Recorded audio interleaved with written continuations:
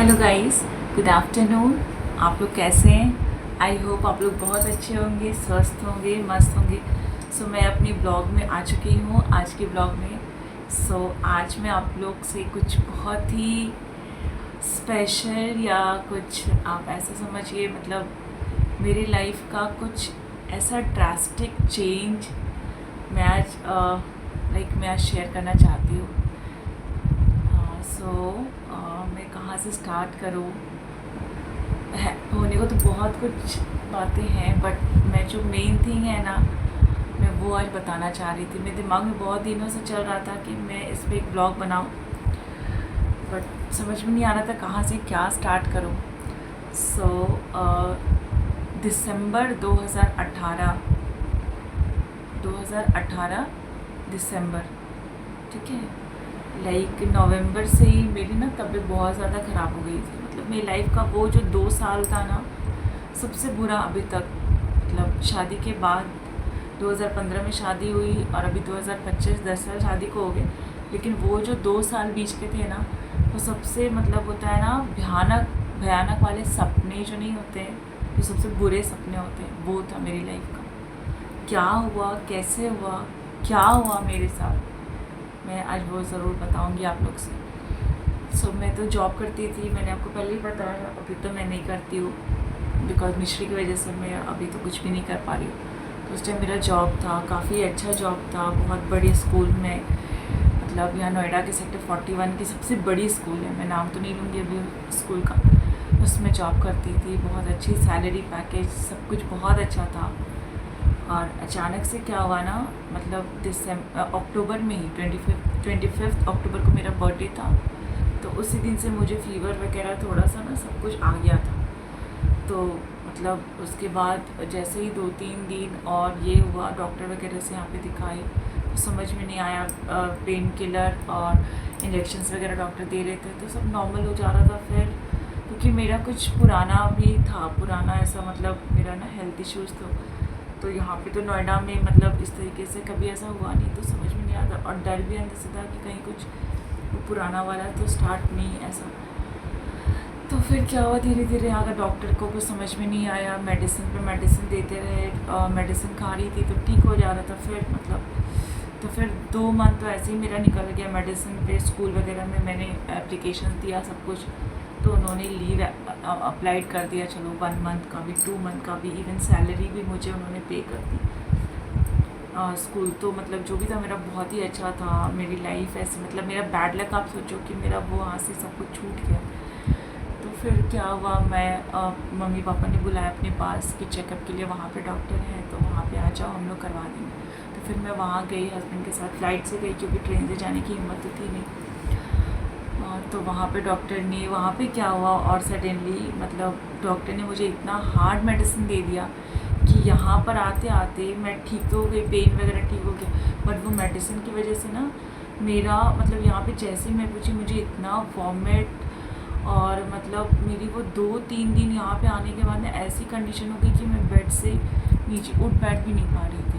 मुझे हॉस्पिटलाइज़ करना पड़ गया था और जीपी हॉस्पिटल में एडमिट थी। और फिर तो क्या हुआ, 1 महीने तक मतलब 15-20 दिन में हॉस्पिटल में एडमिट रही। मेरा प्लेटलेट्स 5000 आई थिंक पहुंच गया था, 5000। ब्लड भी 5-6 पे था। फिर ब्लड भी चढ़ा, प्लेटलेट्स भी मुझे चढ़े, और फिर ठीक तो हो गई, घर वापस आ गई। लेकिन होना क्या था, हर चीज़, अब मेरा जॉब छूट गया, पूरा मेरा घर, सब कुछ। हस्बैंड का भी, दोनों मिलके जब करते थे तो हमें मैनेज करने में इजी होता था ना। और मेरा छूट जाने के बाद से वो सडनली बहुत टूट गए, उन पे भी बहुत प्रेशर आ गया था, हर एक चीज़ का, घर का, फैमिली का। तो मतलब हर चीज़ ना, मतलब ऐसा होता है ना, टूट जाना, बिखर जाना, इस तरीके से हमारी हालत हो गई थी। फिर धीरे धीरे हस्बैंड ने अपना दूसरा जॉब चेंज किया। मैं तो, और क्या हुआ फिर, हाँ 2018 जैसे मेरी जॉब छूटी, मैं हॉस्पिटल से आई, जॉब तो छूट गई चलो। और उसके बाद क्या हुआ, 15-20 दिन के बाद ही, 1 महीने के बाद ही कोविड बहुत स्पीड से फैल गया, वो कोरोना वायरस। तो सारे स्कूल्स तो वैसे भी बंद हो गए, उन्होंने टीचर्स निकालना वैसे भी स्टार्ट कर दिया। और मैं सोची थी कि मुझे कहीं जॉब मिल जाए, तो जॉब तो मिलने से रही। जब वो पुराने टीचर्स को निकाल रहे तो नए को कहाँ से जॉब देने गई। तो मैं पता है 2 साल इतनी मेहनत की मैंने, इतनी अच्छे अच्छे स्कूलों में अप्लाई किया, कहीं से कोई रिस्पांस नहीं आता। तो मैं सोची थी पता नहीं मैं किसी काम की हुई कि नहीं, मुझे गलती से पहले किसी ने जॉब दे दिया, अभी जॉब नेक्स्ट टाइम मिलेगी नहीं मिलेगी, मैं कभी कुछ कर पाऊँगी। मतलब इतनी डीमोटिवेट हो गई, कितनी बार अप्लाई करती थी, कहीं से कोई कॉल नहीं आता था मुझे, कोई कॉल कुछ भी नहीं।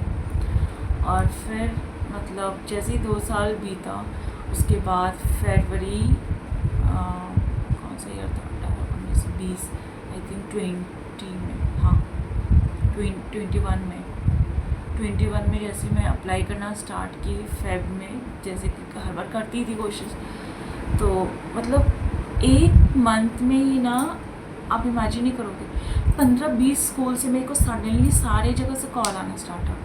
और सबकी सैलरी, मतलब मैं कहीं पे 30 बोलती थी तो दूसरे 35 बोलते थे, मतलब उससे भी 36, 38, इस तरीके से मुझे मतलब अपॉर्चुनिटी मिलती गई कि मेरे को समझ में आया कि मैं जॉइन कहाँ करूँ।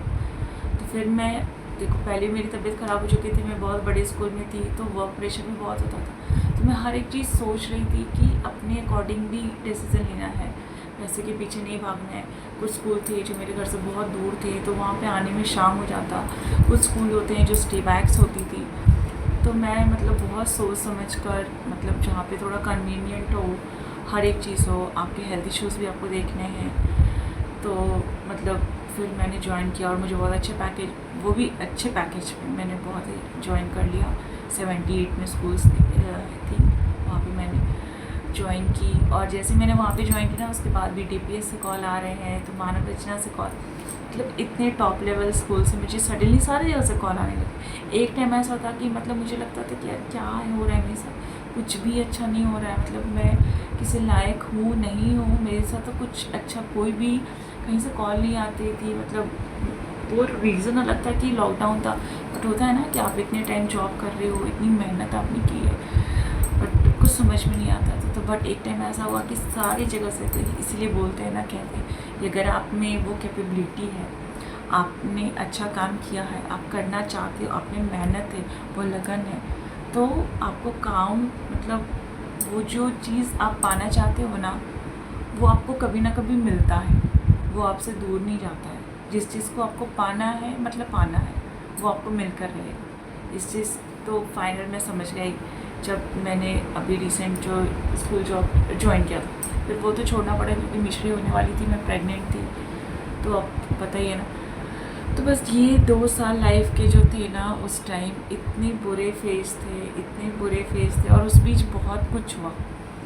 लाइक फैमिली से भी आप सोच सकते हो, मतलब मैं भी क्या डिस्कस करूँ ज़्यादा, मतलब होता है ना, मेरी फैमिली जो मेरे मायके वाले, उन्होंने तो पूरा सपोर्ट किया, उनका तो कभी कुछ भी किसी चीज़ से। लेकिन जो मेरे इन लॉज हैं, मतलब कभी भी मुझे सपोर्ट के नाम पे तो खैर कुछ भी नहीं, बट हाँ मेरे हस्बैंड बहुत सपोर्टिव है। इस चीज़ में मैं बहुत लकी हूँ।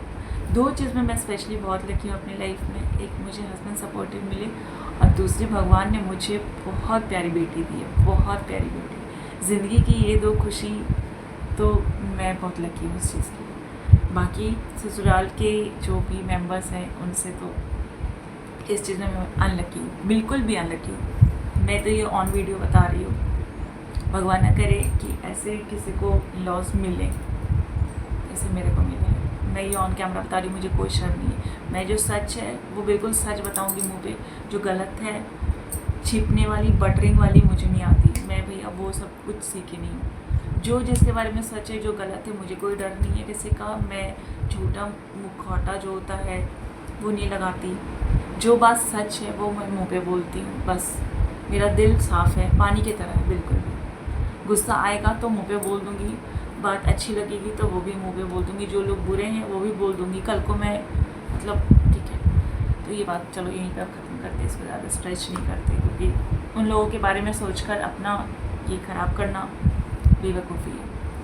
तो बस ये जो लाइफ के कुछ फेजेस होते हैं, कुछ पल होते हैं ना, उसको आप कभी भी नहीं भूल सकते। और स्पेशली ऐसा पल कि जब आप इतने बीमार हो, हॉस्पिटल में हो, आपके साथ इतना सब कुछ हो जाता है, बस। और फिर पता है उस बीच क्या हुआ था ना, हमने ना एक टीवी भी ली थी, लाइक अक्टूबर में ही ली थी, मतलब धनतेरस से कुछ दिन पहले मेरी टीवी ख़राब हो गई थी और उसके बाद में सडनली मेरी तबीयत ख़राब हो गई और वो EMI पे ली थी। ज़्यादा कुछ नहीं था, 25,000 का टीवी था, सैमसंग का था। उससे पहले जो टीवी थी वो ख़राब हो गई थी तो हमने नई टीवी जाके ली। अब मेरी तबीयत ख़राब हुई, मेरी जॉब छूट गई तो हमने सोची कि इसकी EMI कैसे जाएगी।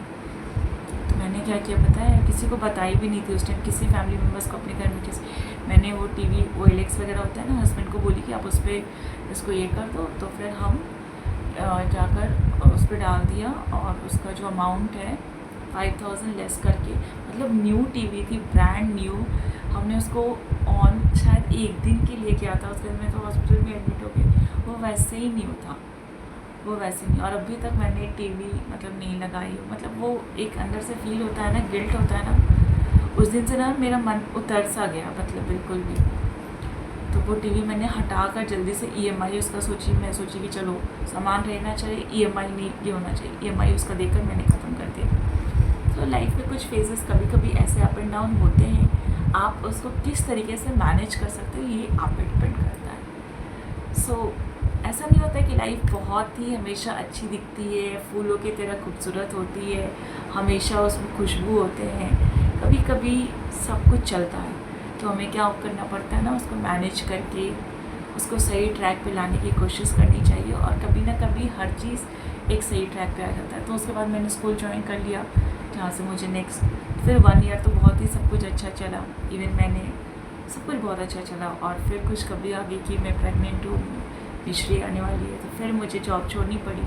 और जैसे मैं जॉब छोड़ती हूँ तो प्रॉब्लम तो हो ही जाती है। और वैसे जब 2 लोग आप इनकम कर रहे होते हो और एक जब कोई घर बैठ जाता है तो अब ऐसा प्रॉब्लम तो होती है, बट हाँ हम उसे कैसे ओवरकम कर सकते हैं, उसको कैसे दूर कर सकते हैं, ये डिपेंड करता है आपके और आपके पार्टनर की सोच पे।